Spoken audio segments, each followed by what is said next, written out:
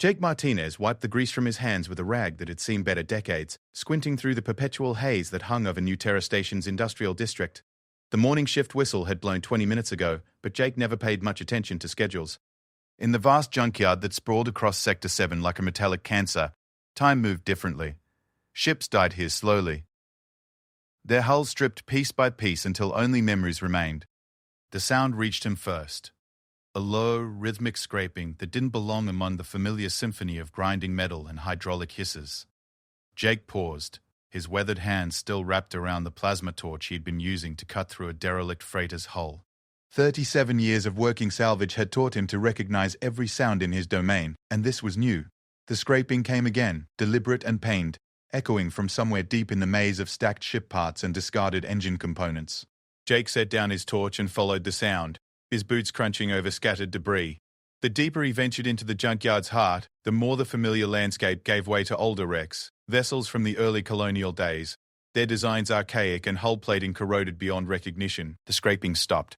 Jake froze, listening. The industrial background noise seemed muted here, as if the towering walls of scrap had swallowed the station's constant hum. He was about to turn back when he heard it. A sound so soft he almost missed it. Breathing. Slow, labored, and definitely not human. Moving carefully now, Jake made his way around a collapsed cargo hauler and stopped dead in his tracks. A dragon lay chained in the shadow of twisted metal. Her scales dulled with age and neglect. She was smaller than the war dragons Jake had seen in the news feeds, those magnificent beasts that soared alongside the Drakmari fleets in the outer systems. But even reduced by chains and abandonment, she was unmistakably real, unmistakably ancient. The chains were Drakmari work, Jake could tell immediately. The alloy had a distinctive blue-green tint that spoke of their homeworld's unique metallurgy, and the links were massive, each one forged to contain something far stronger than any human. They wrapped around her neck, wings, and legs with methodical precision, anchored to a series of metal posts driven deep into the station's deck plating. The dragon's eyes opened as Jake approached, deep amber orbs that held intelligence, and something Jake recognized as profound weariness. She didn't move, didn't struggle against her bonds. She simply watched him with the patience of someone who had long ago given up hope. "Well, I'll be damned," Jake muttered, scratching his graying beard. In all his years on New Terra Station, he'd seen plenty of strange things wash up in the salvage yards. Alien artifacts, mysterious cargo containers, even the occasional refugee fleeing one crisis or another. But never a dragon. Especially not one that someone had clearly intended to forget. The dragon's head lifted slightly as Jake spoke, and he caught something in her expression. Surprise, perhaps. As if she hadn't expected to be found, or maybe hadn't expected whoever found her to stick around. Jake circled the chained form slowly, his engineer's mind automatically cataloguing the restraints. The chains were old but well-maintained, the kind of work that spoke of long-term planning. This wasn't a temporary imprisonment. Someone had meant for this to be permanent. The metal posts had been welded to the deck with industrial-grade fusion bonds, and Jake could see where moisture had collected around the base of each anchor point, suggesting they'd been here for months, maybe years. "Who the hell did this to you?" he asked quietly. The dragon's eyes tracked his movement, but she remained silent. Jake had heard that dragons could speak, had seen interviews with Drakmari diplomats and military commanders who conversed with humans in accented but perfectly understandable standard. This one said nothing, but Jake sensed it wasn't from inability. It felt more like choice, or maybe resignation. Jake knelt beside one of the chain anchors and ran his hands over the metal. The welding work was professional but not perfect. Whoever had done this had been in a hurry, or perhaps working under less than ideal conditions. More importantly, Jake recognized the fusion pattern. This was recent work. Within the last few months, definitely not more than a year. He stood and walked to where the dragon's head rested on the deck, plating, her chin barely raised above the cold metal. This close, he could see the individual scales, each one dulled with fatigue and neglect.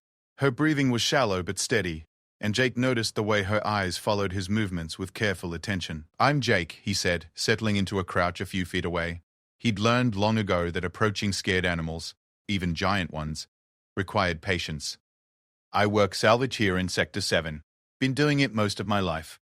The dragon's eyes narrowed slightly, and Jake thought he caught a flicker of something. Curiosity, maybe, or assessment. She was studying him the same way he'd been studying her chains. "You understand me," Jake continued, not really asking. The question is whether you can talk back. For a long moment, the only sound was the distant hum of the station's life support systems filtering through the maze of scrap metal. Then, in a voice like distant thunder, the dragon spoke. I understand. Her accent was distinctly Drakmari.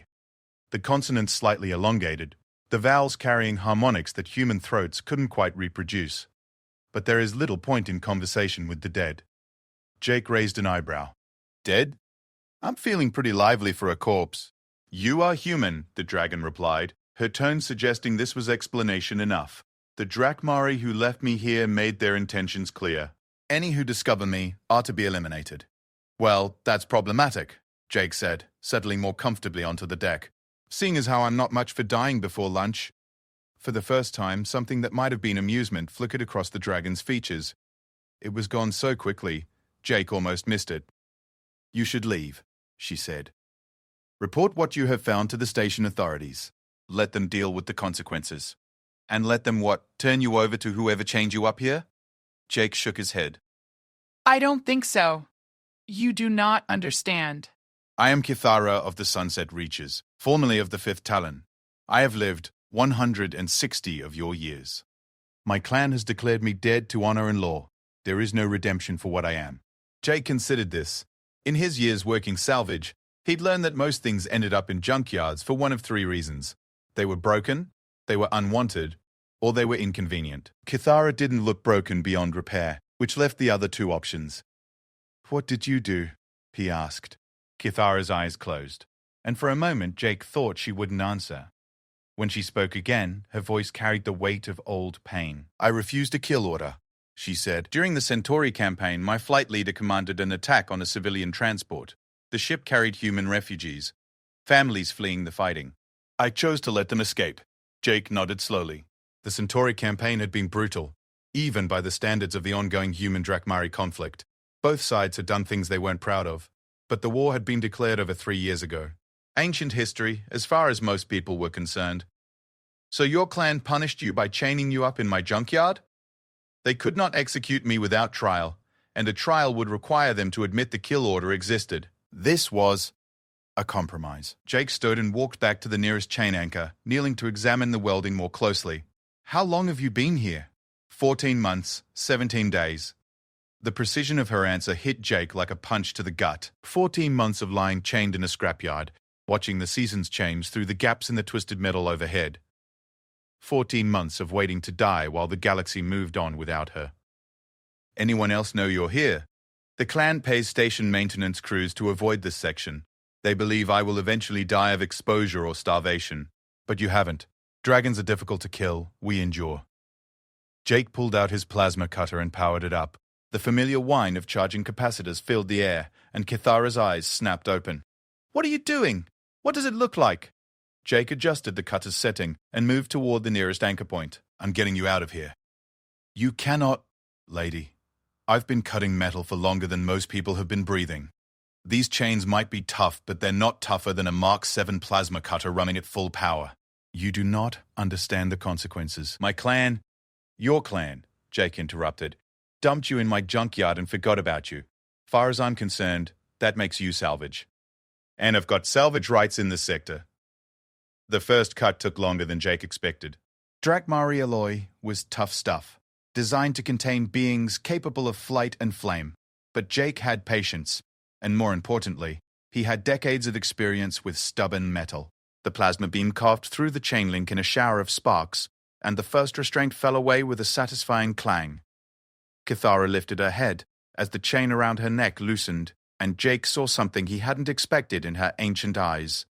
Hope. Why? She asked quietly. Jake paused in his cutting and looked at her. It was a fair question.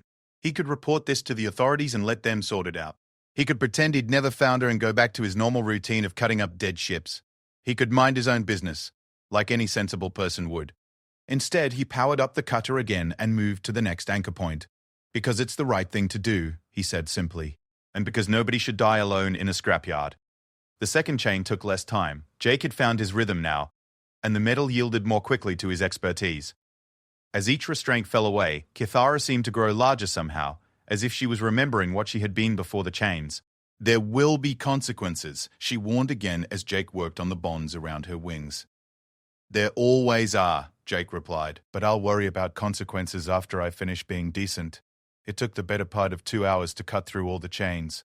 When the last restraint fell away, Kythara slowly pushed herself to her feet. Even at her diminished size, she towered over Jake, her wingspan creating shadows across the cluttered ground. As she stretched muscles that hadn't moved freely in over a year, she looked down at Jake with an expression he couldn't quite read. Gratitude, certainly, but mixed with something deeper. Recognition, perhaps, of something she hadn't expected to find in a human. I am in your debt, Jake Martinez, she said formally. No. Jake replied, packing away his equipment. You don't owe me anything, but you might want to figure out what you're going to do next. Your clan might not be checking on you regular-like, but someone's bound to notice those chain anchors got cut eventually. Kythara nodded slowly, her gaze moving across the maze of salvaged metal that surrounded them. I have nowhere to go. No clan will accept me, and the human authorities would not trust a dragon wandering free in their space. Jake considered this as he shouldered his tool bag. In the distance, the evening shift whistle was starting to blow, which meant he'd spent most of the day on this little rescue operation. Tomorrow, the day shift would return, and word would eventually get around about the cut chains and the missing dragon. Unless, of course, she wasn't missing. You know, Jake said thoughtfully, I've got a pretty big workshop set up in the deep salvage section. Used to be a maintenance bay for heavy cargo haulers. Plenty of room, and hardly anyone ever goes there except me. Kythara's head tilted slightly. You would offer me shelter? I'd offer you a job, Jake corrected. Dragons are supposed to be pretty good with their hands, right? And I could use help with some of the bigger salvage operations. Heavy lifting, precision work, that sort of thing. For the first time since he'd found her, Kythara smiled. It transformed her face completely, revealing glimpses of the proud warrior she must have been before the chains and abandonment wore her down. You would trust me to work alongside you? Jake shrugged. Lady, you've been chained up for over a year and you haven't once threatened to barbecue me. I figure if you were going to be trouble, you'd have started already. As they made their way through the darkening junkyard toward Jake's workshop, neither of them spoke about the magnitude of what had just happened. A human had freed a dragon condemned by her own people. A dragon had accepted help from a member of the species she'd been trained to fight. In the grand scheme of galactic politics, it might not seem like much. But in the sprawling salvage yards of New Terra Station, where broken things came to die, something new was being born. Something that might just change everything. Jake's workshop occupied what had once been Maintenance Bay 12 in the deepest section of New Terra Station's industrial complex. The space was vast enough to accommodate light cruisers, with overhead cranes capable of lifting engine blocks that weighed more than most ground vehicles. Jake had claimed it 15 years ago when the station expanded and the bay was declared surplus, turning it into his personal domain of organized chaos. Kythara stood in the entrance, her amber eyes taking in the controlled disorder of spare parts, half-finished projects, and tools that spanned 3 centuries of human engineering. The ceiling stretched high enough that she could spread her wings without touching the overhead fixtures, and for the first time in 14 months she didn't feel cramped. It's not much to look at, Jake said, hitting the switch that brought up the main work lights, but it's got everything we need. Power, water, waste recycling, even a small fabrication unit I liberated from a Martian destroyer about 5 years back. Kythara moved deeper into the space, her claws clicking softly against the metal deck plating. Near the back wall, Jake had set up what looked like living quarters, a small kitchen area, a workspace with multiple displays, and a sleeping alcove that was obviously sized for human proportions. Where will I sleep? She asked. Jake gestured toward the main work area. Figured you could set up wherever you're comfortable. There's plenty of room, and I can fabricate whatever furniture you need. He paused, then added, assuming dragons use furniture. We do not require much, Kythara replied. A place to rest, shelter from the elements. This is more than adequate. Jake nodded and moved to one of his workbenches, where the remains of a navigation computer lay in carefully organized pieces. I've got a job finishing this afternoon, replacing the nav system on a transport that's been sitting in the yard for 6 months. Owner finally scraped together enough credits to get it fixed. Kythara approached the workbench and examined the disassembled components with interest. Dragons were known for their technical aptitude. Their ships were among the most sophisticated in the galaxy. But Jake had never seen one work up close. This is a Terran design, she observed, her voice carrying subtle harmonics of concentration. 3rd-generation navcomp, probably manufactured on Luna. Good eye. Jake said, impressed despite himself. You know human tech? During the war, it was necessary to understand enemy systems. Kithara picked up one of the circuit boards with surprising delicacy, her claws serving as precision instruments. This particular model has a weakness in the power regulation circuit. The capacitors tend to degrade after about 10,000 flight hours. Jake looked at the board in her hands, then at his diagnostic display. Sure enough, the power reg was showing fluctuations that he'd attributed to age. How did you know that? I have dismantled perhaps 50 of these units from captured vessels. The casual way she said it reminded Jake that despite her current circumstances, Kithara had been a warrior. She'd fought in space battles, boarded enemy ships, probably killed human pilots and soldiers. The thought should have bothered him more than it did. Well, he said after a moment, that particular skill set might come in handy around here. They worked together for the rest of the afternoon, Jake handling the macro assembly, while Kithara dealt with the delicate circuit work. Her claws, which looked capable of tearing through hull plating, proved to be incredibly precise instruments.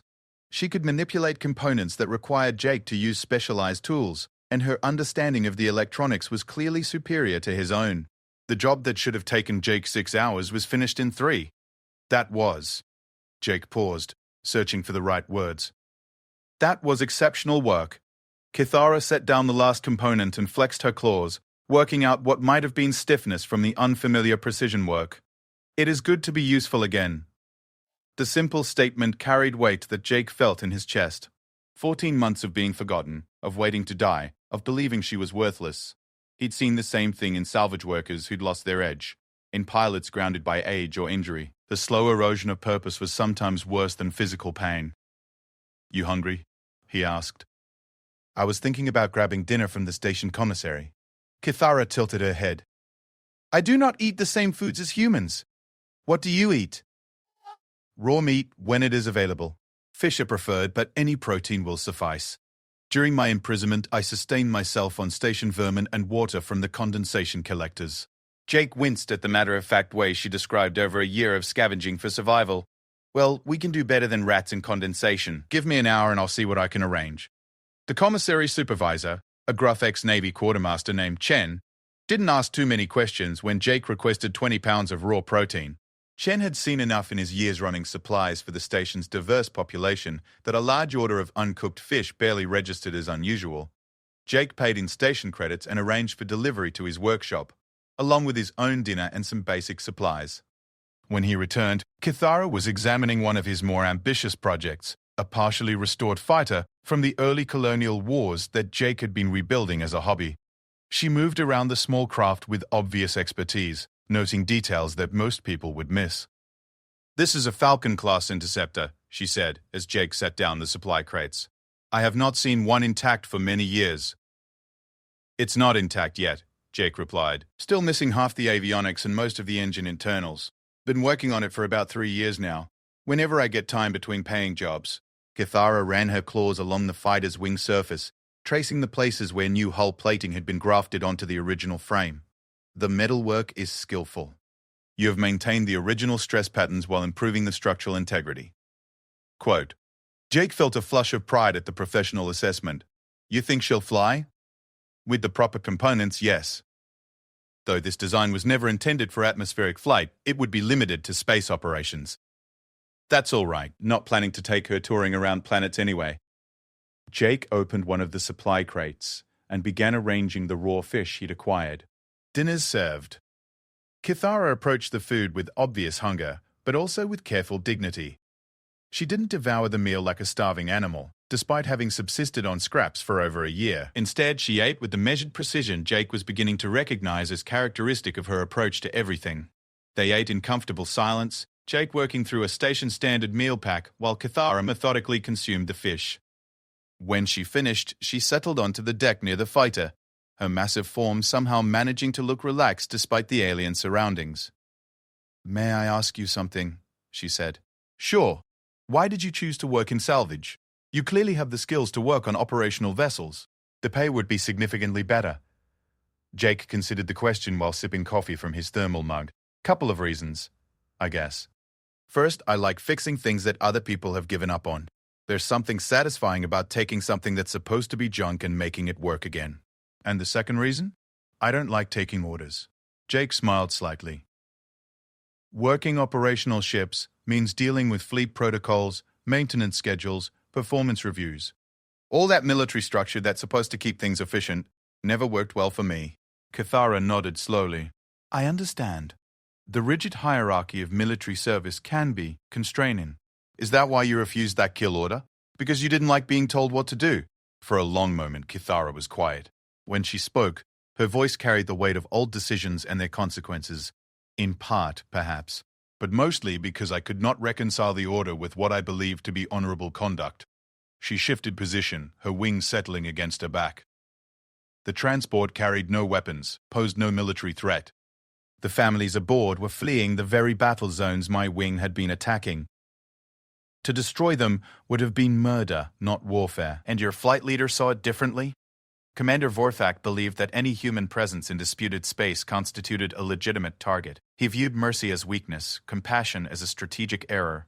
Cathara's eyes hardened. He was not wrong from a purely tactical perspective.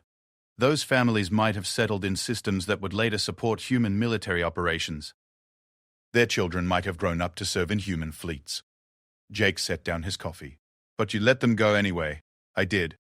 And in doing so, I violated direct orders from a superior officer during combat operations. By Drakmari law, that is treason. By human law, it was the right thing to do. Your laws do not govern my conduct. I am Drakmari, bound by the codes of my people. Jake studied her carefully. But you don't regret it. No, Cathara said quietly. I do not regret it. I regret the consequences, the exile, the chains. But not the decision itself. Jake nodded and finished his coffee. Outside the workshop, the station's night cycle was beginning. The lighting dimmed to simulate the day-night pattern that helped keep the diverse population's biological rhythm stable. In the distance, they could hear the sounds of the industrial district winding down for the evening. You know, Jake said eventually, we're probably going to have visitors soon. Your clan leaders will want to know why you have freed me. Not clan leaders. Station security, maybe some Drakmari representatives. Word gets around fast on a station this size, and someone's bound to notice that you're not chained up in the scrapyard anymore. Cathara's posture shifted subtly, and Jake caught a glimpse of the warrior she'd been. Will you turn me over to them? Hell no. But we should probably think about what we're going to say when they show up. There is little to explain. You freed a prisoner of your own kind. I accepted your aid. It's a bit more complicated than that, Jake said. The Drakmari have a consulate here on the station. They probably have agreements with station management about how to handle situations like this. Situations like this do not occur. Dragons who are declared dead to honor do not typically escape their fate. Jake stood and began cleaning up their meal, his mind working through possibilities. Maybe that's the point. Maybe it's time situations like this started occurring. Over the next several hours, Jake showed Cathara around the workshop, explaining his various projects and the informal systems he developed for managing the constant flow of salvage work. Cathara absorbed the information with the same focused attention she'd brought to the navigation computer repair, asking precise questions and offering suggestions that revealed her deep understanding of spacecraft systems. As the station's night cycle deepened, Jake set up a temporary sleeping area for himself in one of the side alcoves, leaving Cathara to claim whatever space felt comfortable to her. She chose a spot near the partially restored fighter, settling onto the deck with her back against the craft's landing gear. Jake, she said as he was preparing for sleep. Yeah? Thank you. Not merely for freeing me from the chains, but for treating me as a person rather than a curiosity or a trophy. Jake paused in arranging his bedroll. Cathara, you saved human lives when it cost you everything. Far as I'm concerned, that makes you people. As Jake drifted off to sleep, his last coherent thought was that tomorrow was probably going to bring complications he couldn't even imagine. Station security, Drakmari officials, maybe even representatives from the colonial government. But for tonight, in the quiet sanctuary of his workshop, a human and a dragon rested as equals, and that felt like a pretty good start. Jake woke to the sound of voices outside his workshop, multiple voices speaking in the clipped, professional tones that meant official business. He checked the time display on his workbench and groaned. 7:15 in the morning, which meant whoever was outside had started their day early with the specific intention of tracking him down. Cathara was already awake, her amber eyes alert and focused on the workshop's main entrance. She hadn't moved from her position near the fighter, but Jake could sense the tension in her massive frame, a predator evaluating potential threats. "Station security?" she asked quietly. "Among others, probably." Jake pulled on his work clothes and grabbed a cup of coffee from his perpetual pot. "You ready for this?" "I have been ready for consequences since the day I defied Commander Vorthak. The question is whether you are prepared for what association with me might cost." Jake took a long sip of coffee and considered the warning. In the cold light of morning, freeing Kithara did seem like the kind of impulsive decision that could bring down serious complications. Station authorities took a dim view of civilians interfering with diplomatic arrangements, and the Drakmari were still technically allies in the fragile peace that had followed the Centauri campaign. On the other hand, Jake had spent most of his adult life making exactly these kinds of impulsive decisions. They'd gotten him into trouble before, but they'd also led him to some of the best moments of his life. "Let's find out," he said, and activated the workshop's main door. 3 people stood outside, their body language carefully neutral but unmistakably official. Jake recognized Commander Sarah Reeves from station security immediately. They'd worked together on several cases involving suspicious salvage over the years. The second figure was human as well, a tall woman in civilian clothes, whose bearing screamed, "Government bureaucrat." The third visitor made Jake's coffee taste suddenly bitter. The Drakmari stood nearly as tall as Kithara, his scales a deep emerald that caught the corridor lighting like polished metal. He wore the ceremonial armor of a clan representative, and his amber eyes held the cold calculation Jake had learned to associate with Drakmari officials during the war years. "Jake," Commander Reeves said by way of greeting, "we need to talk." "Morning, Sarah. Bit early for social calls, isn't it?" "This isn't a social call." The tall woman stepped forward, producing credentials that identified her as Colonial Service. "I'm Administrator Walsh, Colonial Diplomatic Corps. This is Clan Speaker Thorgrim of the Sunset Reaches." Jake felt Kithara tense behind him at the clan designation. The Sunset Reaches, her own clan, come to reclaim their lost property. "Gentlemen," Jake said carefully, "what can I do for you?" Clan Speaker Thorgrim spoke for the first time, his voice carrying the harmonic undertones that made Drakmari's speech sound like distant music. "You have interfered with lawful clan justice, human. Return what you have stolen, and perhaps the consequences will be minimal." "I haven't stolen anything," Jake replied. "Just did some salvage work in my own sector." "The exile Kithara was placed under clan custody according to treaty obligations," Administrator Walsh interjected. "By removing her from lawful restraint, you've created a significant diplomatic incident." Jake stepped aside and gestured for them to enter the workshop. "Maybe you should ask her about that." Kithara rose to her full height as the visitors entered, and Jake saw something flicker across Clan Speaker Thorgrim's face. Surprised, perhaps, at seeing her unrestrained and alert. Whatever he'd expected to find, it wasn't a dragon who looked every inch the warrior she'd once been. "Kithara of the Sunset Reaches," Thorgrim said formally. "You have violated the terms of your exile." "I have accepted aid freely offered," Kithara replied, her voice carrying equal formality. "The human Jake Martinez freed me from unlawful imprisonment. There was nothing unlawful about your restraint."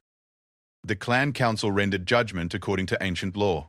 Ancient law that condemns warriors to die in chains for refusing to murder civilians," Jake interjected.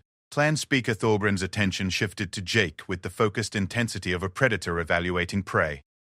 "You presume to judge Drakmari law by human standards?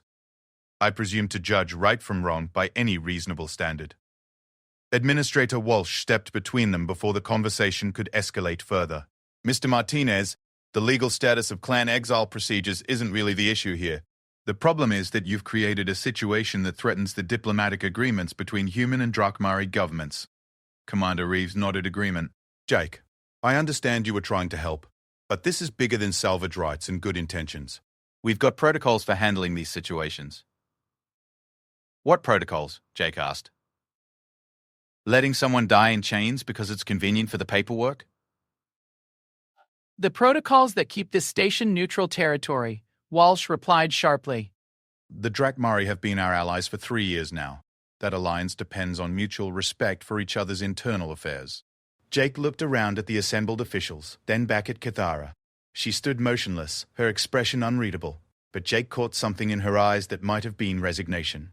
She'd known this moment would come, had probably been expecting it since he'd cut the first chain. "What exactly are you asking me to do?" he said finally. Clan Speaker Thorgrim spoke before anyone else could answer. "Return the exile to clan custody, except a formal censure for interference with diplomatic affairs. This matter will be forgotten. And then? Then justice will be completed as the clan council decreed. Jake felt his temper rising. Justice? You call chaining someone in a scrapyard to die slowly justice? I call it mercy. Thorgrim replied coldly. Traditional law would have demanded public execution for treason during wartime. The exile was offered as an alternative. Some alternative. Kithara finally spoke, her voice cutting through the growing tension. The clan speaker is correct, Jake Martinez. By Drakmari law, I forfeited my life when I refused a direct order in combat.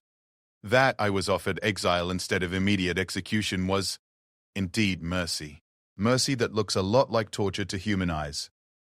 Perhaps, Kithara acknowledged, but it is not human law that governs my fate. Jake studied her carefully. Despite her words, he could see the conflict in her expression. She believed in her clan's law, respected their judgment even as it condemned her. But something in her stance suggested she wasn't entirely ready to accept that condemnation. What if there was another option? Jake said slowly. Administrator Walsh frowned. What kind of option? What if Kithara wasn't subject to Drakami law anymore? The temperature in the workshop seemed to drop several degrees. Clan Speaker Thorgrim's eyes narrowed dangerously, and even Commander Reeves looked alarmed. That is not possible, Thorgrim said. Clan law is absolute. One cannot simply choose to abandon their heritage. Actually, Jake said, his mind racing through half-remembered legal precedents, I think they can. Under colonial law, any sentient being can apply for refugee status if they're fleeing persecution in their home territory. Administrator Walsh stared at him. You want her to defect? I want her to have choices, Jake corrected. Right now, her options seem to be death in chains or death by execution. Maybe it's time to consider a third alternative. Kithara moved closer to Jake, her massive frame somehow managing to seem protective rather than threatening. You would offer me sanctuary? I'm offering you employment, Jake replied. Legal, documented employment with full colonial worker protections. If you're working for a human citizen on colonial territory, the Drakmari can't just drag you off to fulfill ancient justice. Clan Speaker Thorgrim's scales rippled with barely contained anger. This is unacceptable. The exile is clan property. The exile is a person, Jake cut him off. And persons have rights under colonial law, regardless of what species they happen to be. Commander Reeves held up a hand before Thorgrim could respond. Jake, even if that's legally possible, and I'm not saying it is, you're talking about creating a permanent diplomatic crisis. The Drakmari aren't going to just forget about this.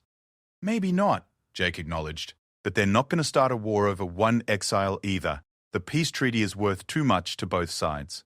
Administrator Walsh was checking something on her datapad, her expression growing increasingly troubled. Mr. Martinez does have a point about refugee law, she said reluctantly. Colonial Statute 347. B does provide for asylum in cases of persecution, regardless of the applicant's species or origin.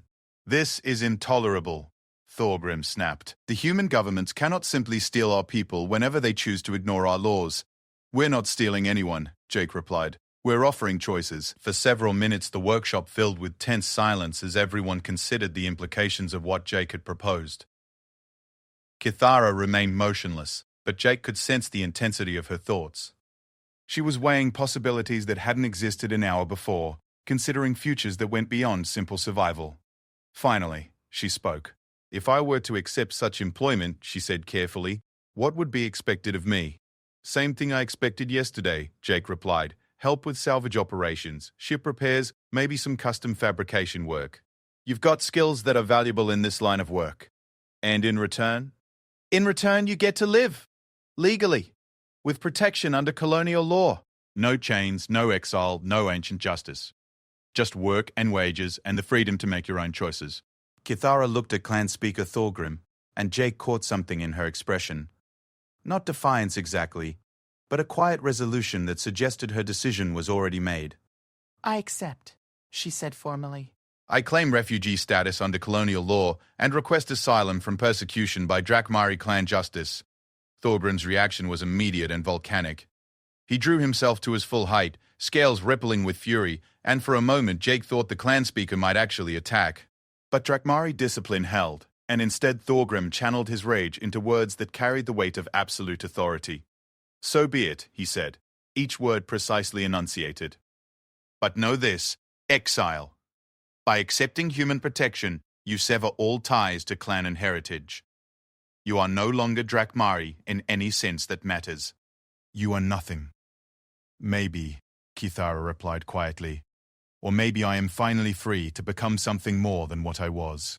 Administrator Walsh was already working on her datapad, initiating the paperwork that would formalize Kithara's change in status. Commander Reeves looked like she was developing a headache, probably imagining the reports she'd have to file about this morning's events. Clan Speaker Thorgrim turned to leave, then paused at the workshop entrance. "This is not over, human," he said to Jake.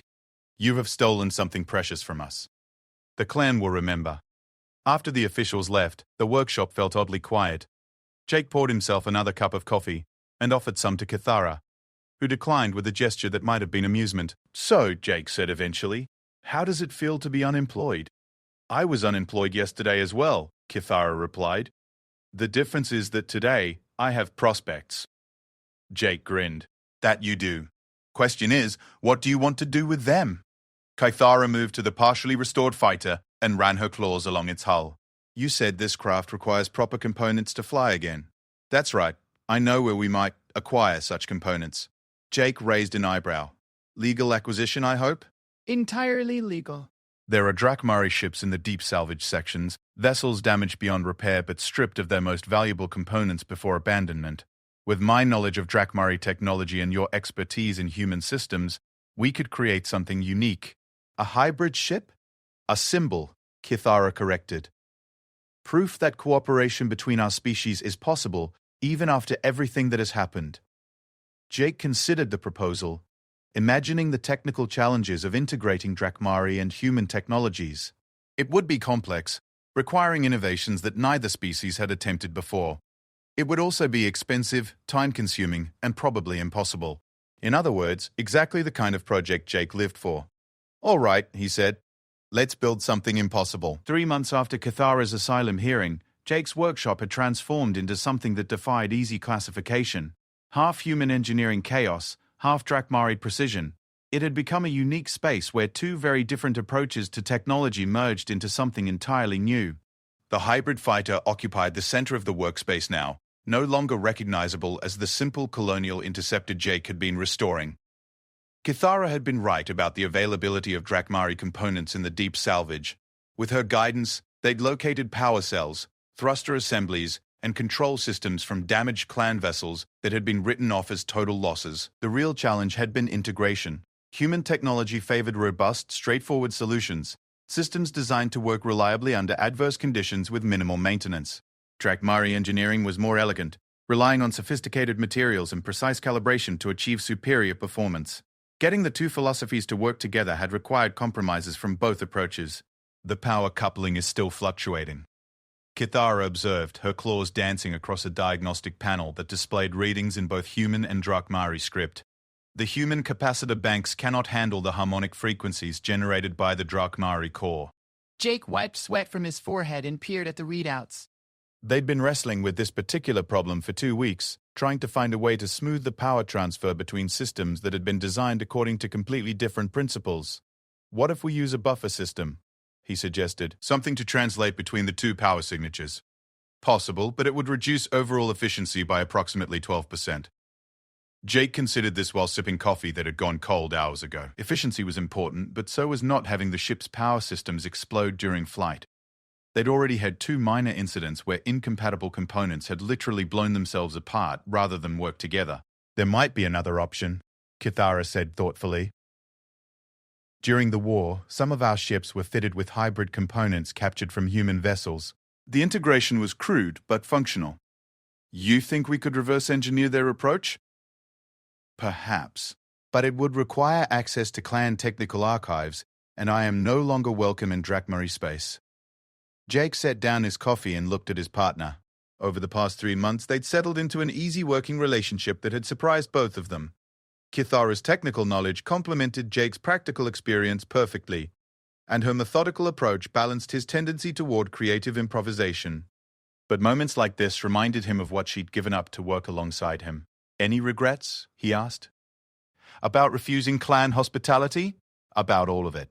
The asylum claim, the exile, working with a stubborn human who thinks he can build impossible machines. Kithara was quiet for a long moment, her attention seemingly focused on the diagnostic readings. But Jake had learned to read her silences, and this one carried weight. "I have been thinking about Commander Vorthak," she said finally. "About the orders I refused and the consequences that followed." Jake waited, knowing she would continue when she was ready. "I believed then that I was choosing honor over duty, that mercy was more important than military discipline." Kithara's claws clicked against the diagnostic panel, but I have come to realize that my choice was simpler than that. How so? I chose to see humans as people rather than targets. Once I made that choice, everything else followed naturally. She looked at Jake with those ancient amber eyes. "You have never asked me how many humans I killed before that transport." The statement hung in the air between them. Jake had wondered, of course. Kithara had been a combat pilot during some of the war's bloodiest campaigns, but he'd never asked, partly from politeness, and partly because he hadn't been sure he wanted to know. "Do you want to tell me?" he asked. 17 confirmed kills, probably more during fleet actions where individual casualties could not be verified. Kithara's voice carried no emotion, but Jake could sense the weight behind the words. "I was good at my job, Jake Martinez. Very good." Jake nodded slowly. "And then you stopped. And then I stopped. Not because I suddenly developed moral objections to warfare, but because I finally understood what I was fighting against." She gestured toward the hybrid fighter. "People like you, individuals with families, dreams, purposes beyond military service. The transport you spared, did you ever find out what happened to them?" "Yes." For the first time, Kithara's expression softened slightly. "I made inquiries through colonial refugee services. The families aboard that transport settled on agricultural colonies in the Tau Ceti system. 3 of the children have since graduated from colonial technical institutes." Jake felt something shift in his chest at the casual way she mentioned keeping track of lives she'd saved. "You've been monitoring them?" Not monitoring. "Simply checking. Making sure my choice had meaning beyond personal conscience." Before Jake could respond, the workshop's communication system chimed with an incoming message. Jake activated the display and found himself looking at Commander Reeves from Station Security, her expression professionally neutral but with an undertone of concern.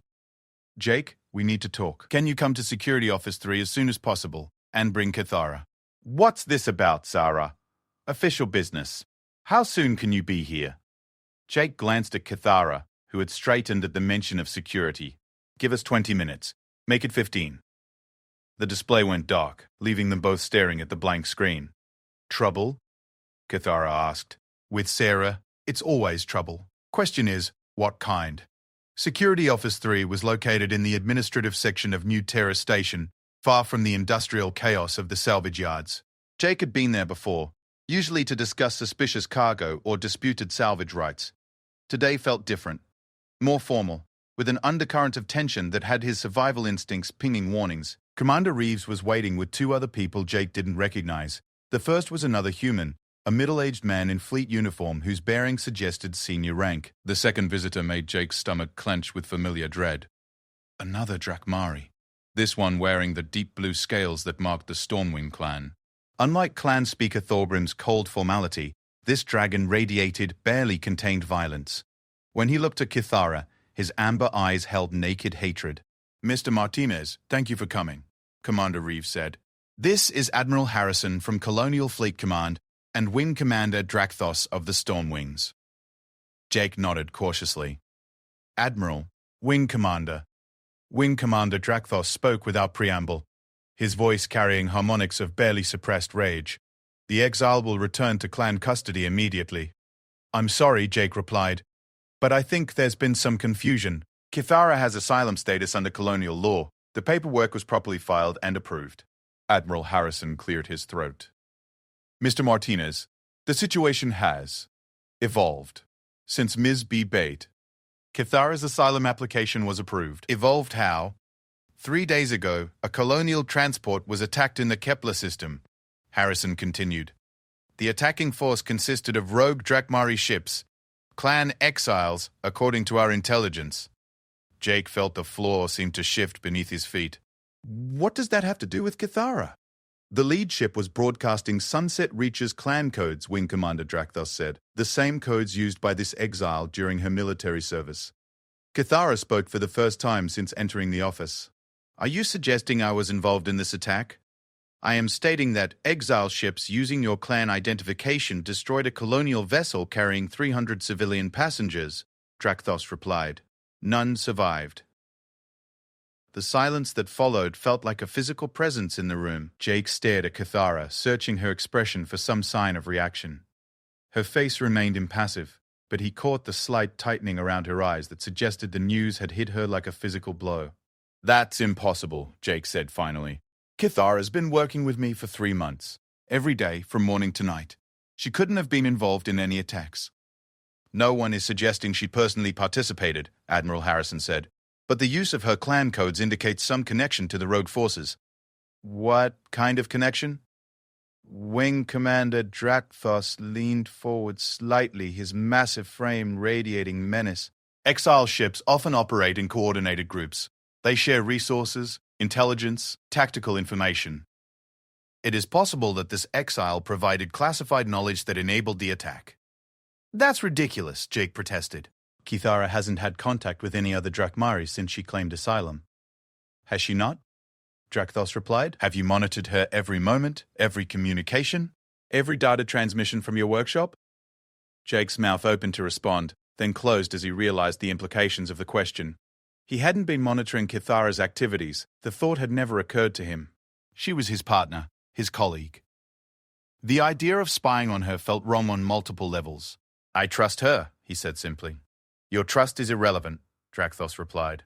300 humans are dead. Someone will answer for their deaths. Commander Reeves intervened before the conversation could escalate further. The point is, Mr. Martinez, that Kithara's asylum status may need to be reviewed in light of recent events. Reviewed by whom? Joint Commission of Colonial and Drakmari Representatives, Admiral Harrison replied. If there's evidence of exile involvement in the attack, her protection under colonial law could be revoked. Jake felt anger building in his chest. So you're going to throw her to the wolves because someone else used old clan codes? We're going to investigate a possible connection between colonial asylum recipients and terrorist activities, Harrison corrected. If Kithara is innocent, she has nothing to fear from the review process. And if she's not? Wing Commander Drakthos smiled, revealing teeth that could have torn through hull plating. Then she will face justice for her crimes. Jake looked at Kithara, trying to read her thoughts. She had remained silent through most of the conversation, but he could sense the tension in her massive frame. Whatever she was thinking, she was keeping it to herself. How long do we have? Jake asked. The review commission convenes in 72 hours, Admiral Harrison replied. Until then, Kithara's asylum status remains in effect, but she'll need to remain available for questioning. Meaning she stays on the station, Commander Reeves said. No unauthorized travel, no unsupervised communications with non-colonial entities. As they left the security office, Jake's mind was racing through possibilities. 72 hours to prove Kithara's innocence of charges that might not even be real. 72 hours to find evidence that could clear her of involvement in an attack she couldn't possibly have committed. Unless, of course, she had committed it. The thought made Jake sick to his stomach, but he couldn't entirely dismiss it. Despite their partnership over the past 3 months, there were still things about Kithara he didn't know. Her past, her connections, the possibility that exile status provided cover for activities she hadn't mentioned. Jake, Kithara said as they walked back toward the industrial section, you are wondering if I am guilty of these charges. It wasn't a question, and Jake didn't treat it as one. Are you? I had no involvement in the attack on the colonial transport. I have had no contact with other exiles, no communication with rogue elements. I have done nothing to betray the trust you placed in me. Jake stopped walking and looked at her directly. Then we'll prove it. How? Same way we solved the power coupling problem, Jake replied. We'll figure out what actually happened and find a way to fix it. For the first time since leaving the security office, Kithara's expression showed something other than resignation. You still trust me? Yeah, Jake said. I still trust you. Question is, do you trust me enough to help figure out who's really behind this attack? Kithara considered the question for only a moment before nodding. Then, let's get to work.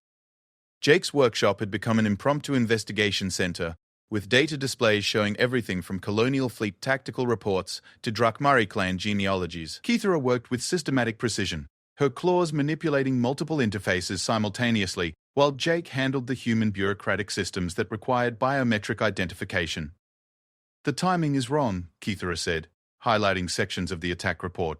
The rogue ships appeared in the Kepler system 47 hours ago. But these clan codes were invalidated 14 months and 23 days ago, the day my exile began. Jake studied the data, trying to understand the implications. So someone's been using dead codes. Not dead. Retired. When a warrior is exiled, their access codes are transferred to inactive status but not deleted from the system. This allows clan leadership to track activities of former members. Which means that anyone with access to Sunset Reach's security protocols could have retrieved my codes and used them for this attack. Jake leaned back in his chair, processing the information. How many people would have that kind of access? Current clan security chief, senior wing commanders, and members of the ruling council. Perhaps 30 individuals in total. Any of them have reason to want you framed for terrorist attacks? Kithara was quiet for several minutes, her attention focused on scrolling through data that Jake couldn't read. Drakmari script looked like artistic calligraphy to human eyes, but he'd learned to recognize the subtle changes in her expression that indicated she was finding something important. There is a possibility, she said finally, but it involves clan politics that may be difficult for you to understand. Try me. Kithara gestured toward one of the displays, where a complex organizational chart showed the hierarchy of the Sunset Reaches clan. When I was exiled, my position as flight leader was taken by my second-in-command, a warrior named Kethvar. He had long believed that he deserved promotion ahead of me. Professional jealousy? More than that.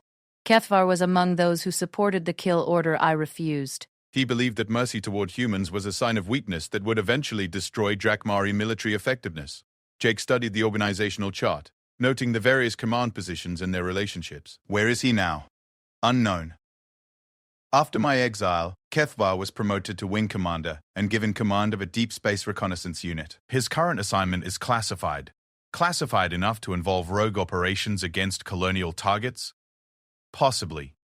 Kithara highlighted another section of data, but there is something else.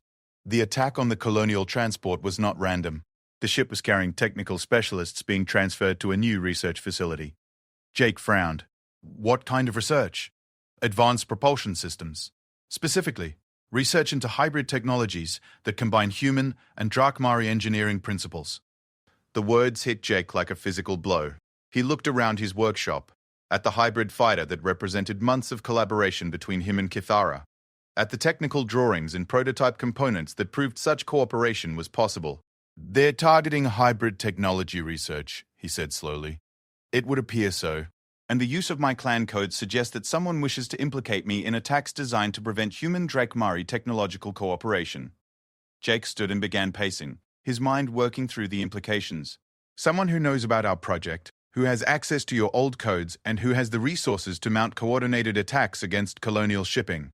That describes several possible suspects within my former clan. But you think it's this Kethvar? Kithara manipulated the interface again, bringing up service records and mission reports that painted a picture of a warrior with impeccable credentials and steadily increasing authority within the clan structure. Kethvar always believed that cooperation with humans was a temporary necessity, not a permanent solution. He would view projects like ours as treason against Drakmari racial superiority. Jake studied Kethvar's service record. Multiple commendations, rapid promotion, assignment to increasingly sensitive missions. The kind of career that suggested either exceptional competence or exceptional political connections. Possibly both. How do we prove it? We would need evidence linking him to the rogue ships, or data showing that he has been accessing retired clan codes without authorization. Kithara paused in her analysis. Neither of which will be easy to obtain from a human salvage station. Jake was about to respond when the workshop's communication system chimed again. This time, the caller wasn't Commander Reeves. It was a face Jake didn't recognize. Human, but with the formal bearing that suggested military background. Mr. Martinez, this is Colonel Peterson from Colonial Intelligence. We need to speak with you and Ms. Kithara immediately. About what? About the attack in the Kepler system. We have new information that may affect her asylum status. Jake glanced at Kithara, who nodded slightly. We'll be right there. Colonel Peterson met them at a secure facility in the station's government sector, a sterile environment that was clearly designed for handling sensitive information. Unlike their previous meetings with station security, this felt like a military briefing room. Miss Kithara, Peterson began without preamble, We've been analyzing the attack patterns used by the rogue ships. The tactical approach matches Sunset Reach's doctrine from the Centauri campaign. Many clan warriors were trained in those same tactics, Cathara replied. This proves nothing about my involvement. No, but it does suggest a connection to your former unit. Peterson activated a holographic display that showed the attack in three-dimensional detail. The rogue ships used a modified version of a maneuver called the Spiral of Vengeance. According to our records, you developed that particular tactical innovation. Jake watched Cathara's reaction carefully. Her expression remained controlled, but he caught the subtle signs of surprise that meant she hadn't expected this particular piece of evidence. I did develop that maneuver, she admitted. But I was not the only one who knew it. My entire wing trained in its execution, including Wing Commander Kethvar. For the first time since they'd entered the briefing room, Cathara showed genuine surprise. You know of Kethvar? We know that he's been asking questions about you through back-channel communications. Questions about your asylum status, your current location, and your activities since leaving Drakmari space. Peterson leaned forward. What we don't know is why a currently serving Drakmari officer would be so interested in an exile who's supposed to be dead to clan law. Jake felt pieces clicking into place. He's been monitoring her. More than that, we've intercepted communications suggesting that Kethvar has been recruiting former clan members for what he calls purification operations against human targets. Cathara's scales rippled with what Jake had learned to recognize as deep anger. He is using my exile as justification for war crimes. It appears so. The question is whether you're willing to help us stop him. The silence that followed felt charged with possibility. Jake could see Cathara weighing options, considering consequences that went far beyond her personal safety. What would you require of me? She asked. Information. Tactical intelligence about Kethvar's methods, his likely targets, his recruitment patterns. Anything that could help us locate his base of operations. And in return? Your asylum status remains secure, regardless of what the Review Commission decides. You have our word on that. Jake looked at Cathara, trying to read her thoughts. This was bigger than their workshop project, bigger than their unlikely partnership. This was about preventing a war that could undo everything the peace treaty had accomplished. There is one problem, Cathara said finally. To stop Kethvar, we would need to get close to his operation. He will not be hiding in territory accessible to colonial forces. What are you suggesting? I am suggesting that the only way to locate and stop him is from within. Someone would need to infiltrate his organization and gather intelligence from the inside. Colonel Peterson nodded slowly. Someone with the right credentials and background to gain his trust. Someone like a disgraced exile, seeking redemption through service to a true believer. Jake felt his stomach drop as he realized what Cathara was proposing. Absolutely not. That's suicide. It is the only way, Cathara replied calmly. Kethvar would never trust a human agent, and no other Drakmari would have the necessary motivation to betray clan loyalties. You're talking about going back to people who wanted you dead. I am talking about preventing a war that would kill thousands on both sides. Cathara looked at Jake directly. You taught me that sometimes the right choice is also the dangerous one. Jake wanted to argue, wanted to find some alternative that didn't involve sending his partner into what amounted to a suicide mission, but he could see the determination in her ancient eyes, and he knew that she'd already made her decision. What do you need from us? He asked Colonel Peterson. Transport to the outer systems, communication equipment, and a cover story that would explain why Cathara is suddenly available for recruitment. I can provide the cover story, Cathara said. Kethvar will believe that I've grown disillusioned with human protection and wish to redeem myself through service to a worthy cause. Over the next several hours, they worked out the details of an operation that had about 1,000 ways to go wrong and maybe one way to succeed. Cathara would use her contacts in the exile community to locate Kethvar's operation, gather intelligence on his plans, and find a way to stop the attacks before they could escalate into full-scale warfare. Jake would remain on New Terra Station, officially continuing their salvage business, while actually serving as her communication link and emergency backup. It wasn't much of a plan, but it was the only one they had. As they prepared for departure, Jake found himself alone with Cathara in their workshop. The hybrid fighter sat in the center of the space, nearly complete but still missing the final components that would make it operational. When you get back, Jake said, we'll finish this thing. When I get back, Cathara agreed, though I suspect it will be different from what we originally planned. How so? Because I will be different. This mission will either destroy me or transform me into something I have never been before. Jake nodded, understanding more than he wanted to. What's that? Free, Cathara replied. Truly free for the first time in my life. 3 weeks later, Jake received a coded transmission through channels that Colonel Peterson had set up. The message was brief, but contained everything he needed to know. Kethvar's base had been located and neutralized. The rogue exile network had been disrupted, their plans for escalating attacks against human targets abandoned. The threat of renewed warfare had passed, at least for now, and Kythara was coming home. Jake was in the workshop when she arrived, working on the final power coupling adjustments that would complete their hybrid fighter. He heard her footsteps on the deck plating and looked up to see a dragon, who was somehow both exactly the same and completely transformed. Jake, she said simply. Kythara. He set down his tools and looked at her carefully. You look different. I feel different. For the first time since I refused that kill order, I know exactly who I am and what I choose to be. And what's that? Your partner, she replied. In whatever comes next. Jake smiled and gestured toward the completed fighter. Ready to take her for a test flight? I thought you would never ask. As they powered up the hybrid craft, Jake reflected on how far they'd come from that first day in the scrapyard. A human mechanic and an exiled dragon working together to build something that neither of their species had thought possible. It wasn't a perfect solution to the challenges facing human and Drakmari civilization, but it was a start. And sometimes, Jake had learned, starting was the hardest part. The fighter's engines came online, with a sound that was neither fully human nor completely Drakmari, but something entirely new. Something that proved cooperation was possible, even after everything that had happened. As they lifted off from New Terra Station and headed for open space, Jake couldn't help but grin. They'd built something impossible after all, and it was just the beginning.